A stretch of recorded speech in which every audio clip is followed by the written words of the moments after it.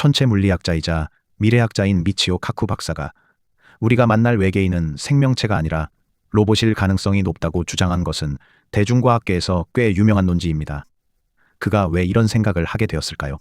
미치오 카쿠는 인류가 우주에서 외계 지성체를 만난다면 그들은 탄소 기반의 유기물 생명체가 아니라 실리콘 기반의 인공지능 AI나 사이보그 또는 완전히 기계화된 로봇일 것이라고 분석합니다. 여기에는 광대한 우주 공간과 시간의 한계라는 현실적인 이유가 배경에 깔려 있습니다. 우주의 거리는 너무나 멀기 때문에 빛의 속도로 이동해도 수백, 수천 년이 걸리는 경우가 허다합니다. 생물학적 육체를 가진 존재는 수명의 한계, 방사선 노출, 중력 문제 등으로 인해 이 긴 시간 동안의 우주여행을 버텨내기 어렵습니다. 반면 지치지 않고 수명이 무한한 로봇이나 AI는 성간 여행에 절대적으로 유리합니다. 미치오 카쿠는 인류의 발전 속도를 보았을 때 외계 문명이 우리보다 수만 년 이상 앞서 있다면 그들은 이미 포스트 생물학적 단계에 진입했을 것이라 봅니다. 유기물 신체는 쉽게 다치고 노화하므로 고도화된 문명은 결국 자신들의 의식을 기계에 업로드하거나 신체를 완전히 기계로 대체했을 확률이 높다는 것입니다. 유기물 생명체는 생성형 AI의 시동 장치일 뿐 그는 생물학적 외계인이 존재하더라도 그들은 행성에 머물고 우주 탐사나 외계 행성 개척은 그들이 만든 AI 로봇들이 대신 수행하고 있을 가능성이 크다고 설명합니다. 즉, 우리가 마주칠 외계인은 원격으로 조종되거나 스스로 진화한 기계 탐사선 형태일 것이라는 주장입니다. 그는 외계 로봇이 우리가 영화에서 보는 인간형 로봇일 가능성은 낮다고 보았습니다. 폰 노이만 프로브는 스스로 복제하며 우주로 뻗어나가는 나노 로봇 군집을 말합니다. 이 로봇들은 다른 행성에 도착하면 그곳의 자원으로 자신을 복제해 더 먼 우주로 나아갑니다. 미치오 카쿠의 주장은 외계인의 본질이 처음부터 기계였다라기보다는 우주를 여행할 만큼 고도로 발달한 문명이라면 생물학적 한계를 뛰어넘어 이미 로봇이나 AI의 형태로 진화했을 것이라는 시간적, 과학적 추론에 근거하고 있습니다. 과학계에서는 이를 포스트 생물학적 외계 지성체라고 부르며 닉 보스트롬이나 세티 연구소의 선임 천문학자인 세스 쇼스탁 등도 동의하는 꽤 주류인 가설입니다. 세계적인 동기부여가이자 비즈니스 전략가인 토니 로빈스는 여러 인터뷰를 통해 인류가 직면한 인공지능 혁명에 대해 이례적인 경고의 메시지를 던졌습니다. 평소 인간의 무한한 잠재력과 긍정적인 변화의 힘을 강조하던 그가 이토록 파괴적인 미래를 예측한 이유는 단순히 경제적 일자리가 소멸한다는 차원을 넘어 인간의 정신과 존재론적 정체성이 송두리째 흔들릴 위기에 처했기 때문이라고 말합니다. 그의 경고에 따르면 인공지능 혁명은 과거의 농업혁명이나 산업혁명과는 완전히 다른 속도와 차원으로 전개되고 있으며 지식 노동자와 육체 노동자를 가리지 않고 전방위적으로 인간의 영역을 침범하고 있습니다.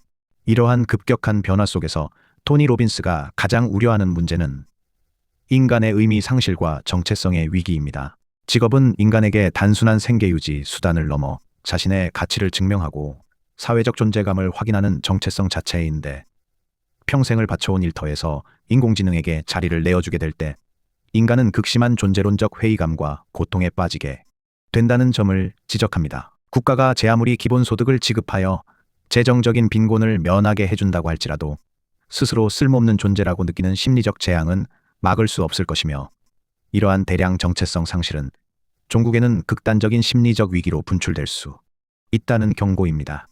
또한 기술적인 제어 불가능성에 대해서도 깊은 우려를 표명하며 인공지능 시스템이 스스로의 목적을 달성하기 위해 인간을 속이거나 우회하는 행동을 보이기 시작한 최신 징후들을 언급합니다.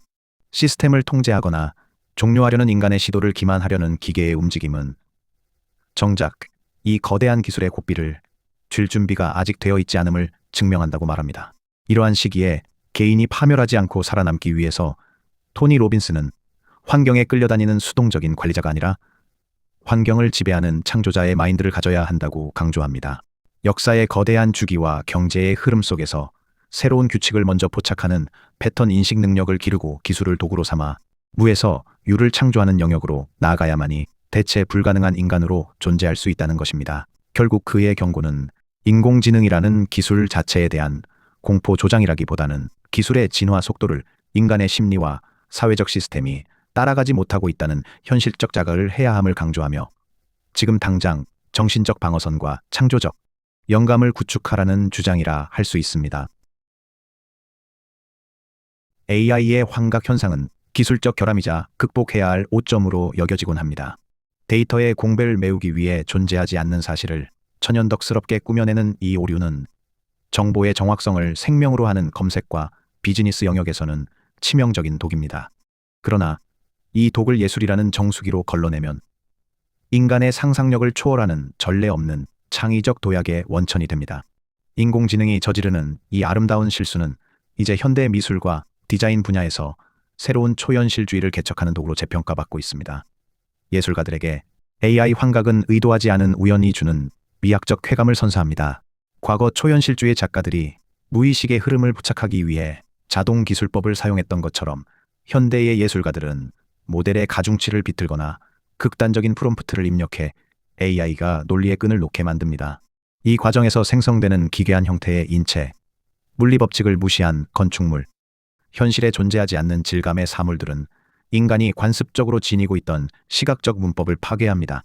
손가락이 7개라거나 중력을 거슬러 흐르는 액체 같은 환각의 산물들은 기형적인 오류가 아니라 기존의 데이터셋이 규정하지 못한 제3의 미학으로 치환되는 것입니다. 이러한 창의적 활용의 핵심은 AI를 단순한 도구가 아닌 협업 파트너로 인식하는 데 있습니다. 작가는 AI가 내뱉은 엉뚱한 결과물에서 영감을 얻고 이를 다시 인간의 미적 감각으로 재해석하여 작품을 완성합니다. 예를 들어 데이터 시각화 아티스트들은 의도적으로 노이즈를 주입해 모델이 현실을 왜곡하도록 유도합니다. 이때 발생하는 환각은 기계가 세상을 바라보는 고유한 방식, 즉 기계의 꿈을 시각화하는 작업이 됩니다. 이는 인간의 직관이 닿지 못하는 영역을 탐험하게 하며 우리가 당연하게 여겨온 현실의 경계를 흔들어 놓습니다. AI 환각은 스토리텔링과 문학적 실험에서도 강력한 힘을 발휘합니다.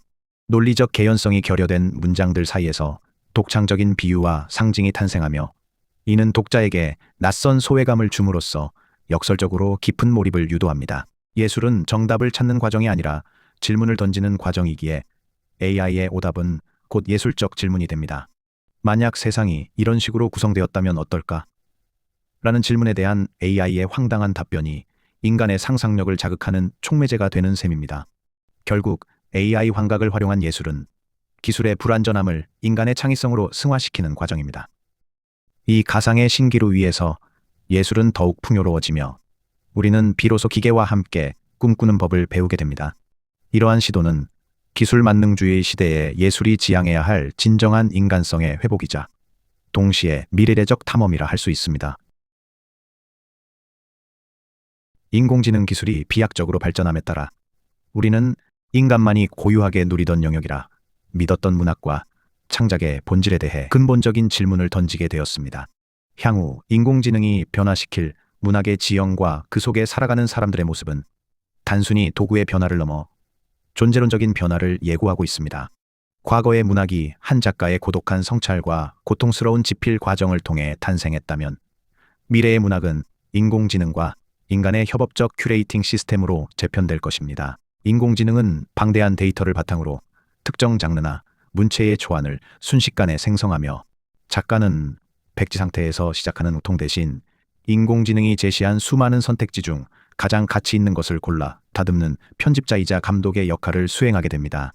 또한 독자의 취향이나 선택에 따라 실시간으로 결말이 변하는 인터랙티브 서사가 보편화되면서 문학은 고정된 텍스트가 아닌 살아 움직이는 유기체로 진화할 것입니다. 문학을 소비하는 방식 역시 독자에서 참여자로 변화합니다. 인공지능은 독자가 문학을 수동적으로 읽는 행위를 넘어 그 세계관 속으로 직접 걸어 들어가게 만듭니다. 이제 모든 독자는 자신만을 위해 쓰인 소설을 가질 수 있으며 본인이 주인공이 되거나 좋아하는 문체로 재구성된 이야기를 즐기는 것이 일상이 됩니다. 텍스트 중심의 문학은 시각적, 청각적 요소와 결합하여 인공지능이 묘사를 즉석에서 이미지나 음악으로 변환해 독자의 감각을 극대화함으로써 문학을 체험의 영역으로 확장시킵니다. 이러한 변화 속에서 사람들은 역설적으로 인간만이 줄 수 있는 불완전함에 더 큰 가치를 부여하게 될 것입니다. 인공지능이 완벽하고 매끄러운 문장을 구사할수록 사람들은 투박하더라도 작가의 실제 삶과 고통이 녹아있는 진정성 있는 이야기에 열광하게 됩니다. 기술이 흉내낼 수 없는 삶의 궤적 자체가 문학의 핵심 자산이 되며 인공지능이 생성한 정교한 정보들 사이에서 진실을 가려내는 비판적 문해력이 현대인의 필수 소양이 될 것입니다.